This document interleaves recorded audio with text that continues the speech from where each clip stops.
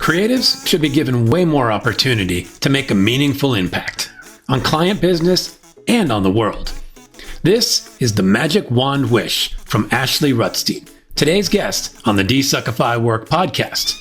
Ashley is a freelance creative director, copywriter, and the creator of Stuff About Advertising, with over 117,000 followers on TikTok and nearly 25,000 on Instagram. She believes creatives can do so much more than make TV spots. We can influence operational changes, develop new products, and help the world rethink some of our greatest challenges, like the environment and complex social issues. This would make work feel a whole lot more meaningful, wouldn't it? But changes like this don't happen without some fundamental shifts in the ad industry, according to Ashley. Leaders need to help people feel safe sharing dumb ideas. Agencies should be more transparent about their values and client selection criteria. And we all need to create more positive outlets for community versus the toxic forums we so often see. I find Ashley's take on the ad biz to be refreshingly real and optimistic. I think you will too.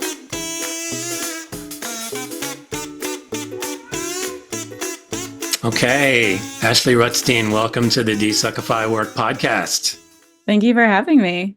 Yeah, thanks for coming on. And this is a bit of a special one here. It's live. We've got a couple people on already. Hopefully a few more will join us. So I'm going to quickly introduce myself to anybody who comes on here and doesn't know who I am. I'm TJ Bennett. I'm the host of this podcast, and I spent about 25 years working as a writer and a creative director in agencies, mostly in New York and Southern California. And now I work as an executive coach, primarily working with creatives, mostly from the ad industry. Ashley, I'd love to give you a chance to introduce yourself. So what are you doing for work, and what else is going on in your world? And how did you kind of come into all of this? Yeah, so I, for work, the stuff that I get paid for mostly is freelance creative direction and copywriting. Mm-hmm. I work with a mix of clients from, straight direct with the businesses or brands, agencies, other freelancers, all kinds of things like that. And then I'm also the creator of Stuff About Advertising, which is my big passion and love. And I want to do more of it. And that's where I talk about all things advertising. That's why I named it that. But I talk about creative campaigns and I analyze what makes something good or bad. I try to educate on copywriting and concepting and how to come up with the big idea. And I'm basically just trying to be a resource for anyone who wants to be in advertising or is currently in advertising and inspire the next generation of advertisers. I love that. And I love it for a couple of reasons. One is advertising is a crazy business. And I think we could use a little support wherever we get it. And I don't think there's like a lot of built-in support. It kind of feels like you're fending for yourself a lot. And I think the places where communities have been built, they can turn pretty dark pretty fast. People are probably familiar with Fishbowl and some others. And it's like, there are corners where you can get a good thread going, but it also can just become super negative. And there's reasons for the negativity, of course, but I feel like what I appreciate about you is that you can bring up the things that we should feel badly about, but you do it in a way that feels sort of even.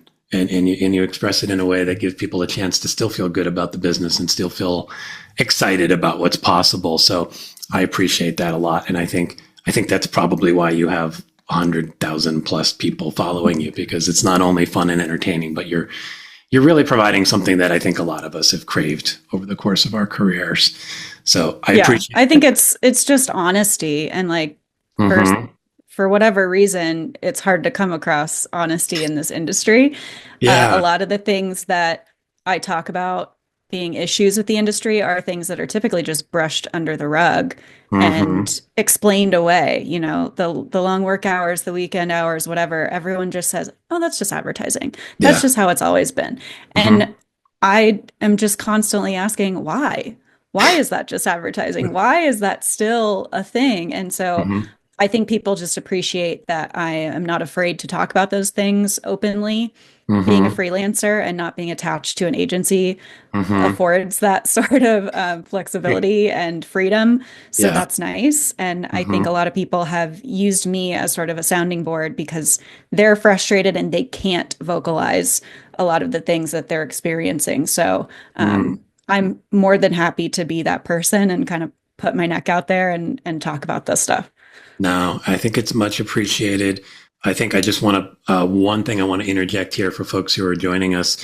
We're going to run about 20 to 30 minutes where we'll just be kind of chatting here like this, and then we will open up for questions that anybody wants to have a question asked. You can throw it in the chat. So please feel free to do that anytime, and we'll get to them on the back end of this. And then there's also some folks who sent ahead of time, and I'll get to those questions as well. I wanted to touch on the thing you just mentioned because as a freelancer, you do have a certain amount of freedom and flexibility. Have you ever run into somebody who's like, whoa, you're the one who's always poking at our business? Like, has that ever showed up for you? It hasn't, thankfully. I Yeah. have a lot of my freelance gigs have come from people that have found me through TikTok, Hmm. which is incredible. I mean, it's changed my life in so many ways, but it has brought so many people to me who have the same ideals and thoughts about creativity, and they appreciate what I'm saying online. And so they want me to work for them. And that has been really incredible to just sort of automatically filter out the people who I know I wouldn't want to work with. So that's been a nice perk of all of this. Yeah, that's really interesting. And what I wonder is, does it typically pay off? Meaning the folks who seem aligned, and this might be getting deep in the weeds here a little bit, but like the folks who come across as aligned, does the experience tend to match that? Meaning like they appreciate the boundaries that you're seeking in this business and the respect that you're seeking in this business and the concern for the humanity of all of us in this business. Do you find you feel Mhm. that with a lot of the experiences you have freelancing? Yeah, absolutely. I think early on when I started freelancing, I was still very heavy in the agency world. And Mm-hmm. the further away that I moved from that, the closer it got to the things that matter to me, Mm. work style. And um, I am now working with people who give me a lot of freedom Mm-hmm. because they know how I think and they trust me, which is Yeah. amazing. I mean, that's the perfect scenario. And then I Mm-hmm. also work with a lot of people who totally appreciate that I chose this lifestyle as a freelancer for a reason. I'm Mm-hmm. not going to be on call 24/7. Mm-hmm. You send me something to do, it's not going to be done in the next 10 minutes. I have a Yeah. kid to take care of, and they're all very, very respectful of that. Mm. And that's been so nice. Yeah. And I wouldn't want to work with anyone who doesn't respect those boundaries, especially as a freelancer, when they know I've very purposefully chosen this Mm-hmm. lifestyle. Are you mostly working directly with clients, or are you working with agencies and directly with clients? Right now, just the few clients that I've got going throughout the end of the year are one is direct with the brand, and then a Mm-hmm. couple others are through some like other freelancers, essentially, where they've kind of built a team of Oh yeah. freelancers around them. Okay. So I'm curious for you. This is the Desuckify Work Podcast. What was your personal suckiest work story? Oh gosh. Um, I would say the first really big client that I had, Mm-hmm. so I should back up. I very, very young was a manager. I had a team of, I think, 5 or 6 people. Mm-hmm. I ran the entire social and digital part of a business for an agency. And that was a lot of pressure as a 19 and 20-year-old. I was still in Mm-hmm. college. Wow. This was back in the days when like social was still kind of up and coming. No one really cared Mm. about it that much. So putting a 20-year-old in charge of it wasn't that big of a deal. Yep. Um, and this client was the worst kind of person. He was so mean. Mm. He didn't respect me because I was a woman, A, and B, because I was young. And he was just horrible to me Yeah. and my team all the time. He made everyone cry. Like it was not a good situation. And so Mm-hmm. I had to continue to be cordial with him and do my job and make the social accounts thrive Mm-hmm. in spite of what he was doing to us. And he eventually got fired. So, karma came back to him. But, Nice.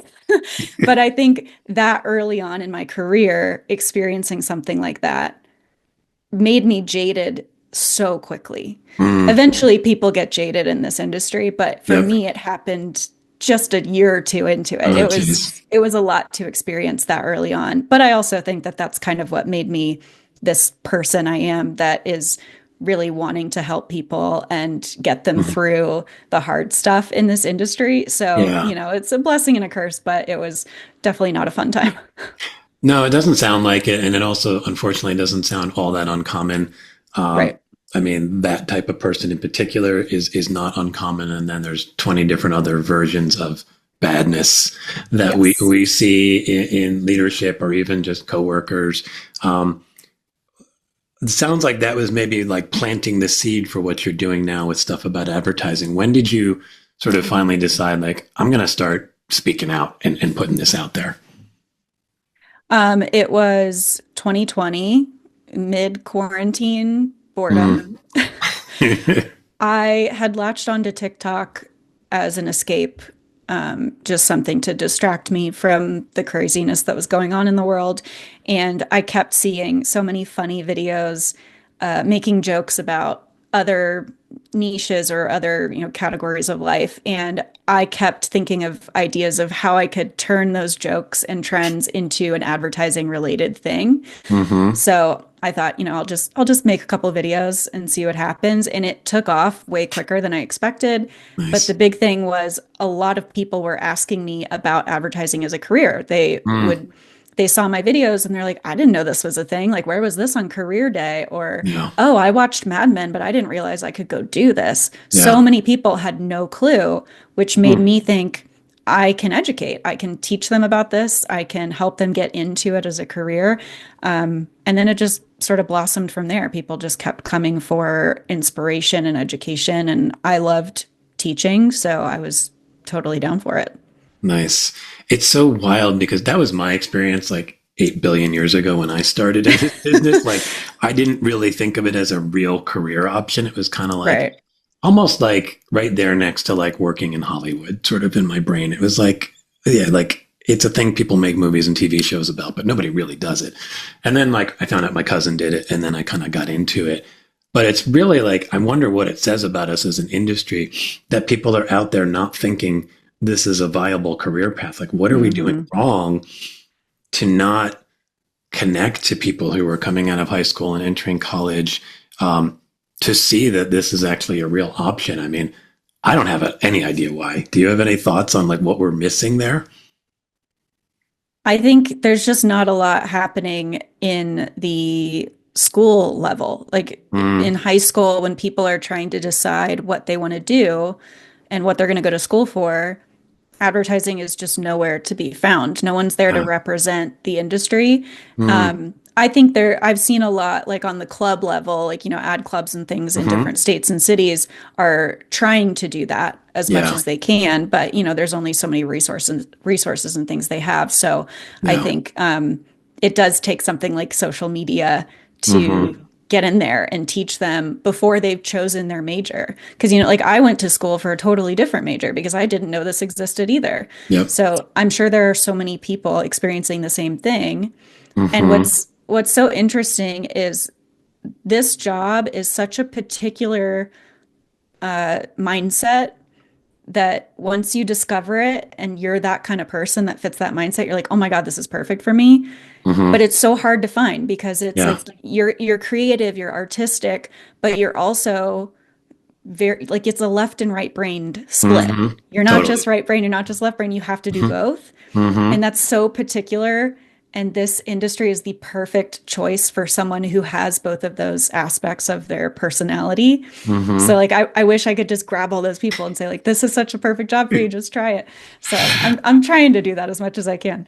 Well, I think you are, and it's funny because I envision like I think of like okay, as an industry, we're sort of ironically not very good at advertising Yeah. ourselves, and then I think there's this parallel universe where there's a very sort of cringe version of you out there that was created by the ad industry that's trying to be like this cool TikTok person, like advertising's fun and come join us. But yet the real way this happens, I think, is more through organic things like you and some other folks who are out there, just helping people see it clean and real and true rather than us trying to like force it into the universe. So I think actually like there was a vacuum there that you and others are filling. And I think that's probably ultimately better for us as an industry than if we were really trying to hammer it home. You mentioned this interesting thing about the left and right brain and how that makes for such a perfect career for folks who have strength in both of those areas. I'm wondering what else, like if somebody just asked you, like, what is the best thing about working in advertising? What comes up for you? For me, it's the endless variety. I have ADHD, so variety works really well for me, but I'm also just a very curious person. I love learning and diving into new topics, and it lets me do that every single day. I work on new things constantly. I learn about new products and industries that I've never known anything about in my life. And then all of a sudden I'm an expert on it because I'm working on it. Yeah. And that's so fun. It's just, it keeps me going. I think if I were doing the same thing every single day, I would not be a happy person. Yeah. So it just keeps things interesting. Yeah, I think that's probably true for a lot of us. And I imagine we might score high on like a need for novelty as an industry. I think that's almost certainly true. On the flip side, if you know, if a person thinking about this business wanted to know what's the worst thing about it, what would you tell them? I think the level of stress that we put on ourselves for something that is pretty trivial, honestly. Yeah. Like there are so many people in the midst of fire drills who have to constantly remind each other it's just advertising. We're not doing brain surgery here. It's not life or death. If we miss a deadline by a day, nothing's really going to happen. It's just advertising. So I think the levels of stress do not meet the output that we have as advertisers. So that it definitely is a very, very stressful job. And that changes depending on where you sit, like agency versus in-house or whatever. But yeah, I think the stress is a big one. And how do you manage the stress in this business? I went freelance. Yeah. I mean, honestly, it was I was having a really hard time when I decided to go freelance. I was like mentally just not in a good spot. I was feeling worse and worse and having bad days more often than good days. And so that just kind of made me realize I need a change of pace, and freelance was the way to do that. I don't think agency life is bad all around. I love agency life. It's so much fun. I miss agency life. But it's just, you have to weigh the pros and cons for you personally and what you value.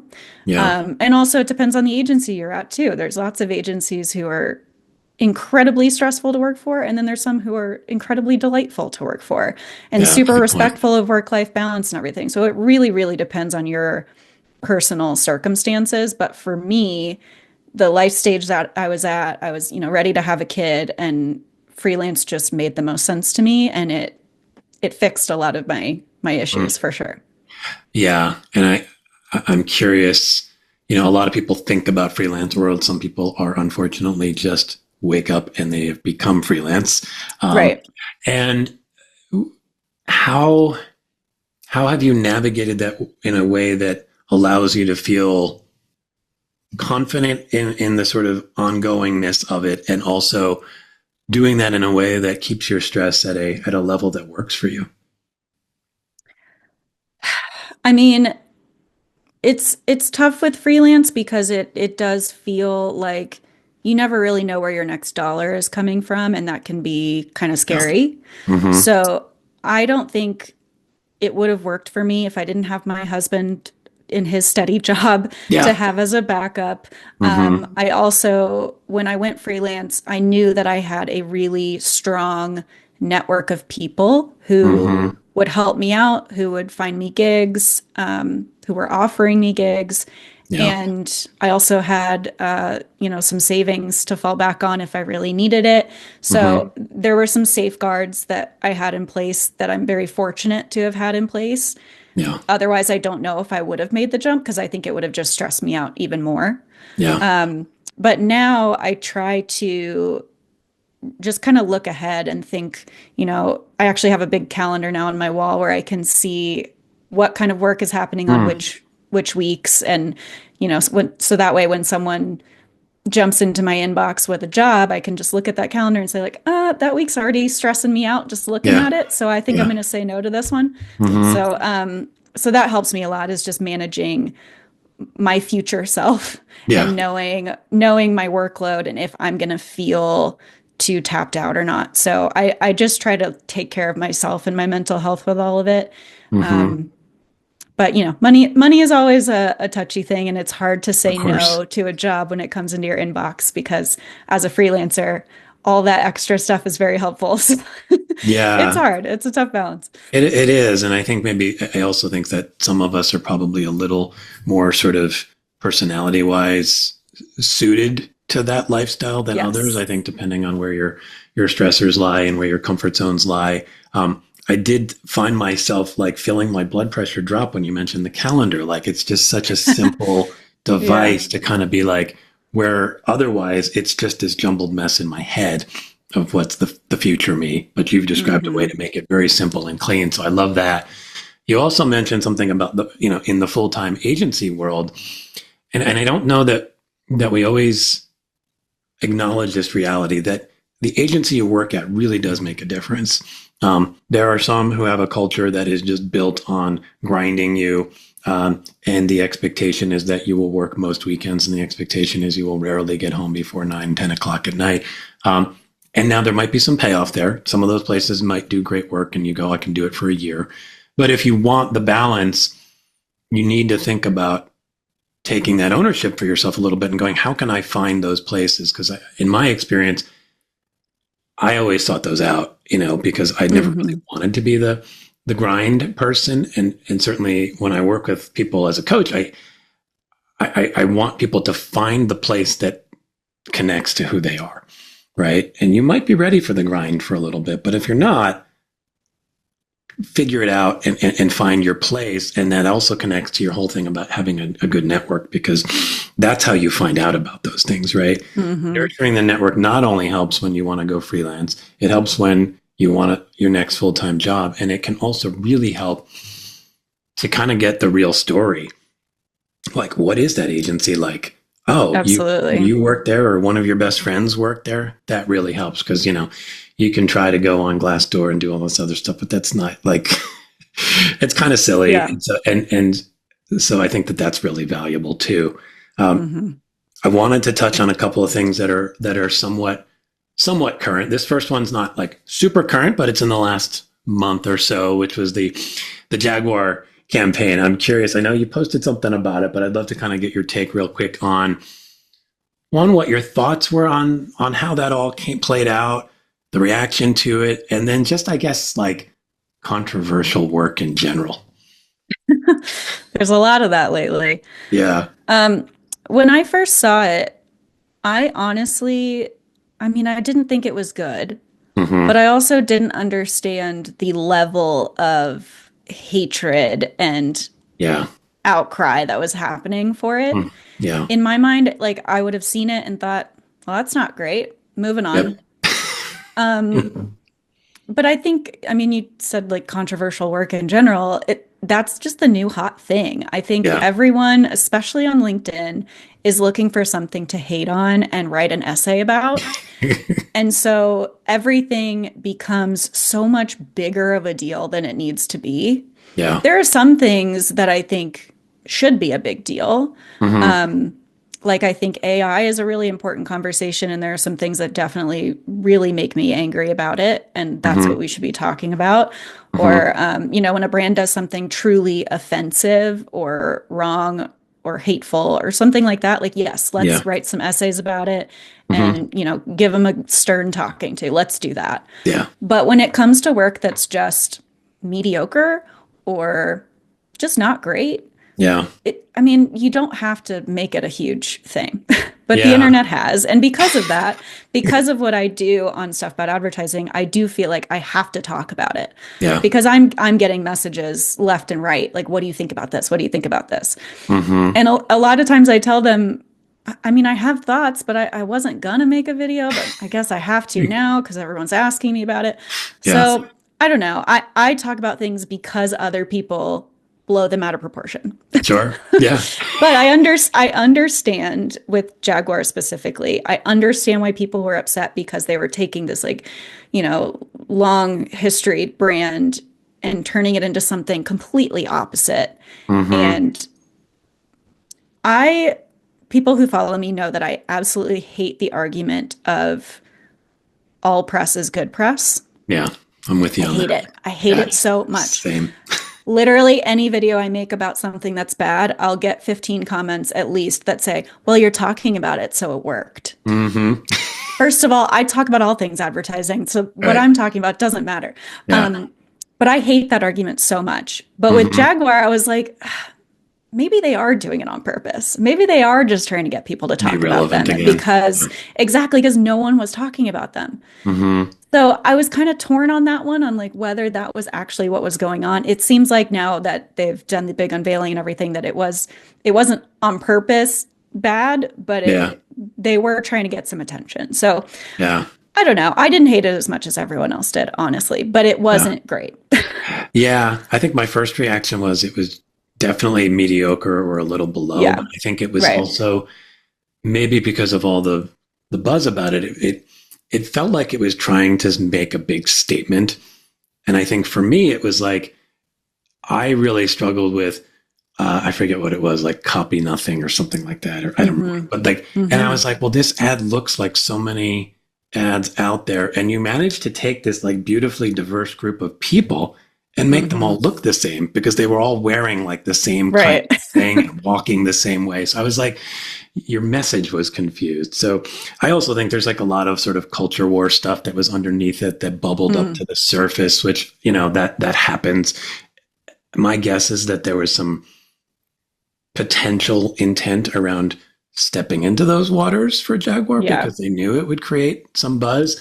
I don't know if they expected it to be as strong as it was, but it is interesting. I hate that same argument, the all press is good press, because so much of that feeling that comes out, like it sticks on you, and people go like, I don't want to interact with that brand for a long time. So Hmm. yeah, I'm paying attention to you, but now I hate you. Exactly. I don't think that's what we want. Yep. Speaking of things people hate, what are your feelings on the new big merger between Omnicom and IPG? It's it's scary. I mean, holding companies in general are scary to me. They just have so much power Hmm. and everything they do is for profit, obviously. So things like this usually don't mean good news for the employees. Hmm. And it does seem like Omnicom, who is acquiring IPG, has worse benefits and pay than IPG, at least from Hmm. what I've heard on the internet. Interesting. So it doesn't seem like it's going to be a positive change for many people. Yeah. They have said that if you are in a client related role that makes money, you're safe, but I don't know exactly what that means to them. They're saying it Yeah. now. Who knows what's going to happen in a year or so? Yeah. Um, but I don't know. I don't know what this means for the future of holding companies too. I do think that we've already been seeing more and more independent agencies popping up as new businesses, but also popping up in terms of notable work, Yeah. which I think is really exciting. Hmm. And I want to see more of that in the future. And I wonder if big things like this, people getting laid off left and right, if that is going to kind of push us into more of an indie agency sort of renaissance, which would be really exciting. Yeah, that's my hope, I think. And I tend to be optimistic. So I think that you're going to see some of that. I think a lot of the indies in the last 5 years are sort of from the natural consolidation and layoffs and all the stuff that's happened to some degree anyway. And I think that will probably continue. And so I think there already feels like there's a shift underway where to do great work or to feel like you're a part of an agency that is on the leading edge of something interesting, more and more you don't have to be a part of the holding company model. And this feels like this is just going to keep squeezing that. And eventually WPP is going to buy Publicis or the other way around or whatever. And then they're going to become this one giant thing. And there's going to be one agency competing with all these indies. And in my version of that, the indies win, but we'll see, Absolutely. Well, and I also think I hope that more and more clients are seeing that you don't need to go to a big, huge agency to get really great work. I think some big ones, like a Coca-Cola, will always go to something like that just because of the sheer volume of what they need to create. But I think you're already seeing brands hiring TikTok creators to make their commercials. I mean, there's just such a wide range of talent now at all levels. And I hope that more and more clients are noticing that and are more open to that and understanding that, the name on the door, the holding company above the name on the door isn't really the important thing. Yeah, I'm with you in your hope, and I'm leaning towards thinking it's going that way, but we'll see. Yeah. I do have a question from our last guest. I like to get a question that kind of carries it forward. So our last guest was this really interesting guy. His name's Willie Peterson, and he was a CEO for years at some big companies, and now is a teacher of leadership at Columbia University. Really interesting guy. And he was just really curious about creativity. And he was wondering, how do you kind of continue to nurture your own creativity, but also when you are leading people, how do you find a way to unlock it in others? That's a great question. For me personally, I try to experience things outside of work. I consume a lot of media. Most of that lately has been TikTok, I admit. But I read a lot of books. I watch movies. I listen to a lot of music, listen to podcasts. I go outside and go travel. And I try to do as much life as I can because that's what informs my creativity. I'm always pulling on my own personal experiences to come up with campaign ideas and things that relate to people because we're talking to humans here. And then as far as inspiring it in others, I think it's giving them room to be vulnerable and dumb sometimes. You have to be able to just say whatever stupid idea is on your mind without fear of being judged or your boss thinking that you're a bad employee or whatever. There just has to be that freedom to experiment and try things. And as a leader, you have to be the one that fosters an environment like that. Because if you're constantly shooting down ideas or not letting them explore silly things, they're not going to bring you those anymore. So, when I was at an agency as a CD, there were people who would bring me these kind of like joke ideas because they knew I would love it. And sometimes I would be like, this is kind of ridiculous, but like, let's see what happens. Maybe it could work. Like, keep working on it and see. Maybe it can turn into something that we could actually pitch to the client. So there just has to be room for exploration and dumbness. I love that. And I feel like, you talk coming back to your really bad experience with that bad boss earlier, like, I feel like there's still a lot of remnants of this like mindset of like, you have to like give me 1,000 ideas that I'm going to just completely crap on before you sort of warrant being in my realm of consideration. Like that mindset of like a creative director still it finds pockets of way of flourishing in this business, which I hate.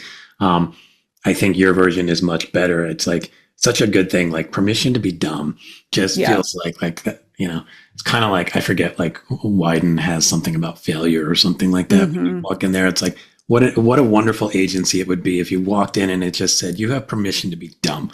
Because it's like the fear that you feel, especially when you're a younger creative and you're sharing your idea with an ACD or a CD and you think, I don't know if this is good, but I think there's something interesting here. And if they just go, no, or if they go, that sucks, how ruinous that can be for you for like weeks and even longer. That might stick with you for years. And how easy it is as a CD to just go, is interesting something in there. Yep.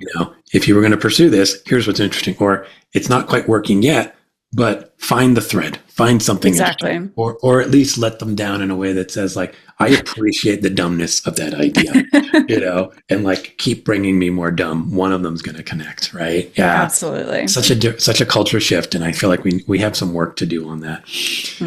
I know we've kind of crested into the back half of the show here, so I'm certainly going to re-invite people. If you're online, please feel free to throw something in the chat. In the meantime, I'm going to go through some stuff that people shared ahead of time, some questions from folks, one of which is kind of interesting. It's around the idea of ethics in advertising. This is a guy named JD. And he kind of noted there's a little bit of hypocrisy. Like some agencies will say, we won't work on harmful products like tobacco or alcohol, but yet they'll do work for places that have like what seem like trickery built into their subscription practices, or you're signing these long-term contracts, et cetera, et cetera, et cetera, and then canceling is impossible. So what's your take on like, how can you sit in this business and be ethical about it, both as an individual and then, if you rise it up to the level of a brand or agency? It's so tricky. I have said no to working on some clients in the past because it didn't feel right to me. But I know that not everyone is in a situation where they can say no. Yeah. If you are, I highly encourage you to vocalize your concerns with a client.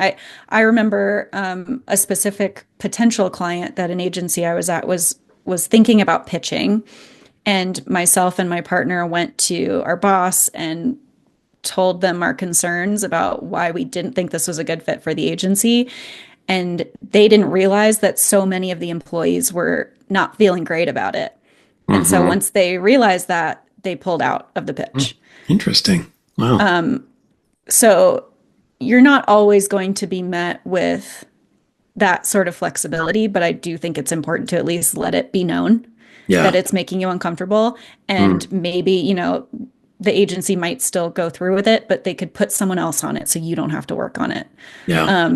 That obviously doesn't solve the bigger problem, but I do think as agency leaders, I think we just need to have more of a backbone in what we're doing, like the whole Havas B Corp shell thing is just kind of ridiculous. You go through all this work to get B Corp certified, and then you go work with an oil and gas company. It just makes no sense. I think profits are clouding the vision. And I don't know. I don't know what needs to happen at that level aside from just toning down the greed, honestly, because I know that, they need to keep the lights on and pay people, but I don't know if we have to do all of those, bad clients and things like that. So I don't know. I don't know what they need to hear to realize that the clients they choose really send a message to their employees. But I think with current events that a lot of people are reconsidering, the top people are reconsidering how their companies are affecting people. So And I think what would be interesting to me if, as part of agencies sort of branding themselves, if part of what that was like real values, not like the poster values, but like, what do we actually stand for? And what does that mean in terms of who we want to work with? And I would feel much more comfortable if like some agencies say, I'm okay working with oil and gas or whomever, and here's why. Give me your reason, and then I can tell you whether I think that's stupid or not. And then another agency says, we won't work with these industries because we think they're harming the planet, harming our kids, harming whatever. And it would be wonderful that you knew that, because I think Right. you have no idea. You step into this agency machinery, and then one day they're like, "Oh yeah, by the way, we're going to go work for an oil company, a pornography company, or whatever the things might be that would upset you," and you feel powerless to affect any kind of change. So I just a little more honesty around it, like real honesty. Like if you're like, I want to keep the lights on and I'm going to work for anybody. Okay. I want to know that going in. And then what is my ability to work within that? Meaning if I'm okay with the fact that you work with anybody, but I don't want to work on that, give me the permission to do that, explicitly, rather than me feeling awkward talking to my boss and going, am I going to get fired if I ask this person to not work on, Exxon or whatever, so and I think that's really much bigger than even the ethics side. It's just, there's so many conversations we feel uncomfortable having that we shouldn't feel uncomfortable having. Yes, exactly. Baked in. One of the other things that this comes from Stephanie, you're big on TikTok. TikTok is, on the ropes right now here in the US. What are your feelings about that, and how do you respond if suddenly it's not a thing here? Yeah, I'm wrestling with it currently. They've tried to ban it so many times, and I've never felt like it was actually going to be banned until now. Yeah. It really does feel real, especially with the actual date that they've got set, ready to ban it. And I don't know. I do think it's going to go away. As a creator who has most of my audience is on TikTok, it is scary because this is something that I have been working to monetize as much as I can to get it to a point where I can put more time and energy into it. Yeah. And I felt like I was finally getting to a really good place and had some really good momentum, and now this happens. So it's very frustrating. I was already thinking about how I need to get moving on some other platforms. Like YouTube is my big focus right now. I've always loved YouTube. I really want to do more of it, and I have wanted to do more of it. And before this ban was like officially announced, I had already made the plan to get moving on YouTube. Okay. So now that I know that this ban is potentially coming, I'm going full force into YouTube. I'm going to continue what I'm doing on Instagram, which would probably just take the place of my TikTok, essentially. And then I also am thinking about starting a podcast. I've had a lot of people asking me to do a podcast. I've had this sort of editorial idea in my head, and TikTok going away would free up the time that I need to work on that and build something that I'm really proud of. And that's cool. But it's there's no telling what's going to pop up after TikTok. We had Vine before TikTok, and who knows? I do think that a lot of people will find their TikTok replacement in either YouTube Shorts or Instagram Reels. Yeah. Which one will win? I don't know, but I will be present on both just in case. No, it's interesting. First off, I think all of those things sound like smart moves to me, and I think a podcast makes a lot of sense for you too. I can totally picture it. And everybody who hopefully hears this show and anyone who follows you, we'll do our best to get the word out that Thank you. where else you are in terms of particularly Instagram and YouTube sound like wonderful channels. So I can appreciate that. And I think it makes me wonder, just as people who are trying to be creators out there, like, to at least have kind of like what you did, which is a strong presence on Instagram, like just always be ready for the shifting winds in the creator world, whether it's sort of a weird legal mandate thing like TikTok, or just suddenly like Instagram isn't cool anymore. And then what is cool? Right. And like being prepared for that with having yourself in a few spots. So I think that that's really smart.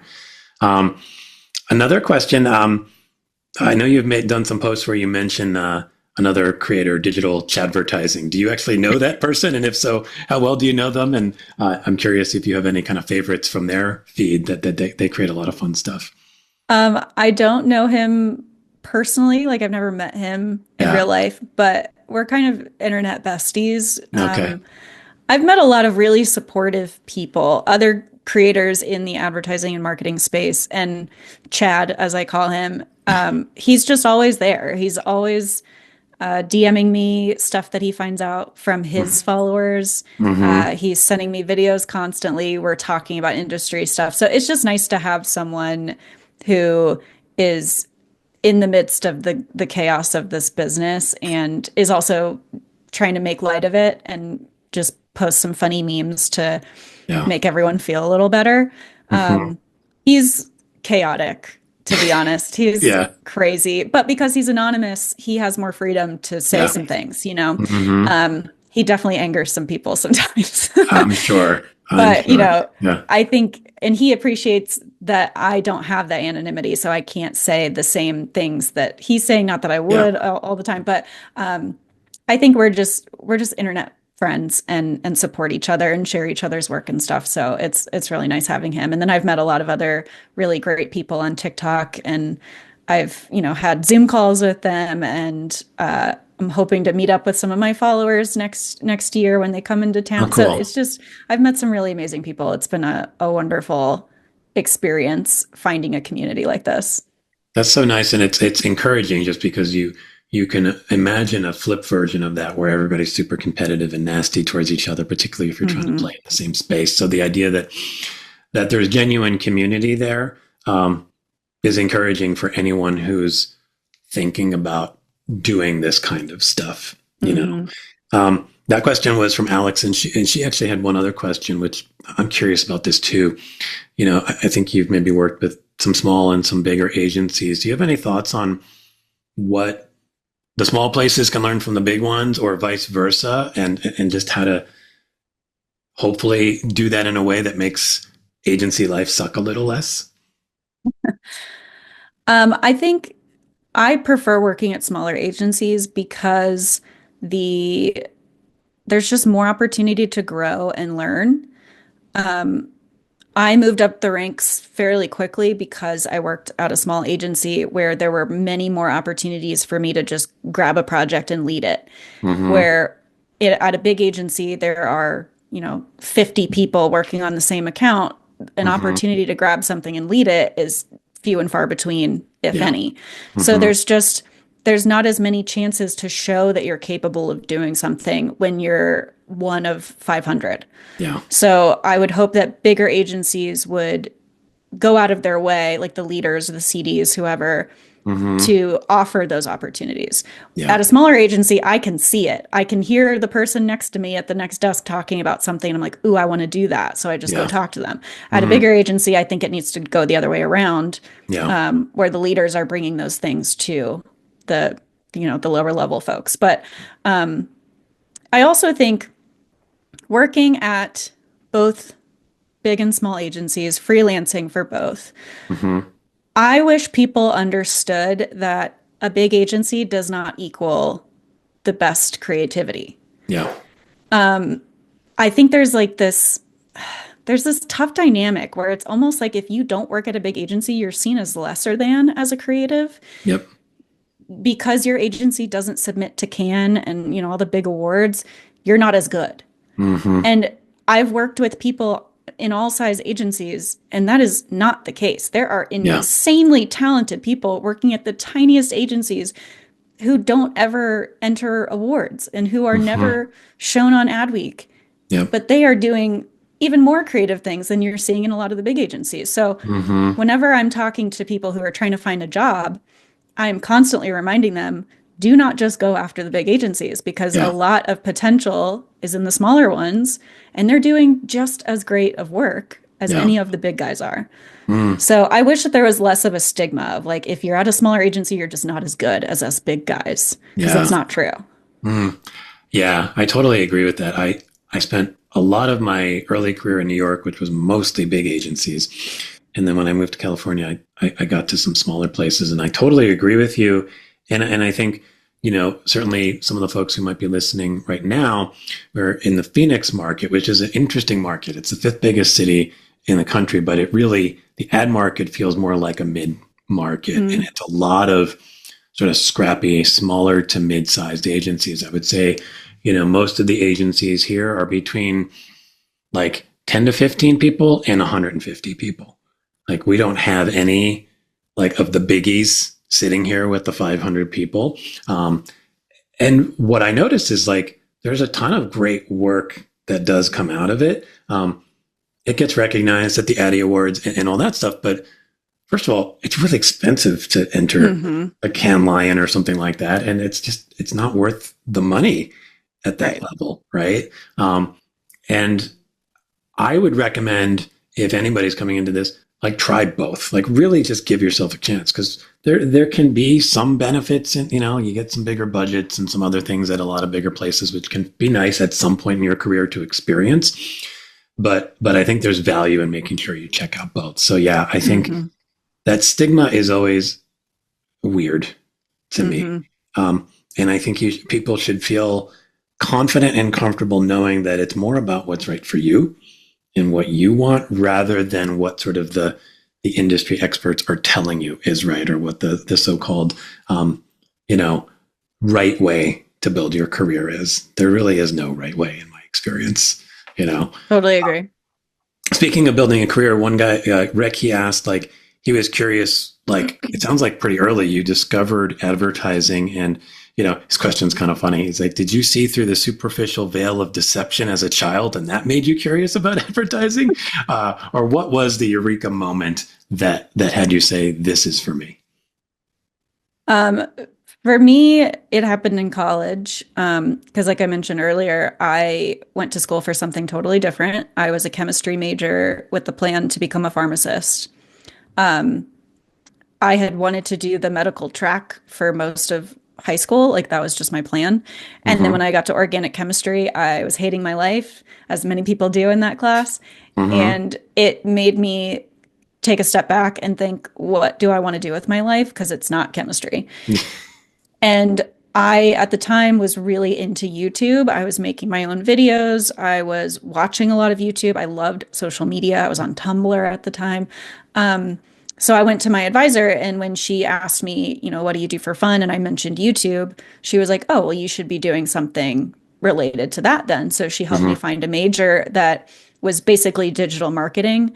And that's what led me to an agency in my college town in their social department. Because again, like I mentioned before, that was when social was really taking off, when brands were starting to realize they need to be on it. And so I was working in the basement of this agency with like 15 other college kids, working on all these social accounts, just having a ball. And that was kind of my first foray into advertising, and I just fell in love with it. Nice. That sounds really fun. On the flip of that, like what would be your one piece of advice? And this question comes from Irina, from the Ukraine. So we've got an international set of questions coming here. What would be your one piece of advice to somebody who's just starting out? Something that I wish I could have told myself when I was first starting was to just not be so defensive about everything.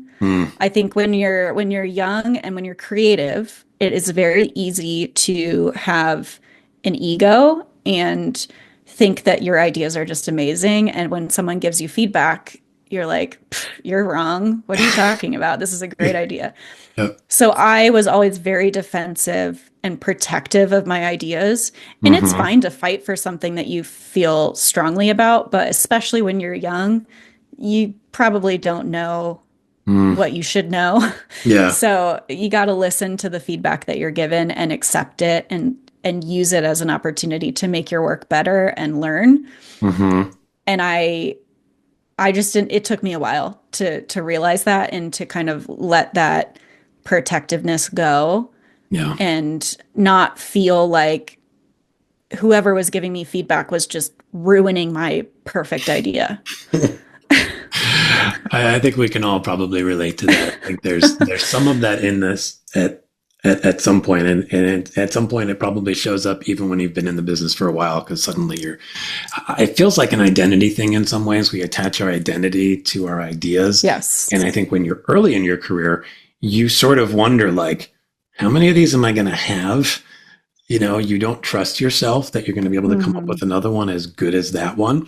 And so, like, your identity is getting pierced, and your your sense of like, that was one of my biggies. What you realize is eventually like you're actually like remarkably capable of coming up with cool stuff always.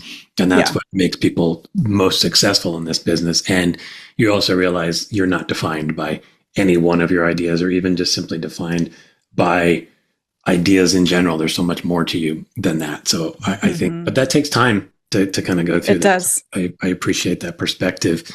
I want to get into a couple of kind of wrap up questions that I like to ask everyone who comes on the show. You know, we've talked about the good and the bad and the sucky and the not so sucky parts of this business. If you could wave a magic wand and make the world of work, particularly as it relates to the advertising world, awesome and fully desuckified, what does that look like to you? Well, for me, freelance was that magic wand Yeah. in most parts. But I think just considering sort of client work and creativity and advertising, I think it would be really, really nice to expand what we do as creatives. So when it's just more closer into what we're doing now is having more of a say with the business itself and not just the advertising. Like maybe Yeah. we could influence something operationally or change a product in some way. More of those opportunities, I think, would be incredible. But then even beyond that, like I've heard Rory Sutherland talk about how we need to implement creative solutions for things outside of the normal realm of creativity, like environmental issues and social issues and government issues. Yeah. And I think more chances to do things like that as a creative, it would make our work feel so much more rewarding and important and less trivial.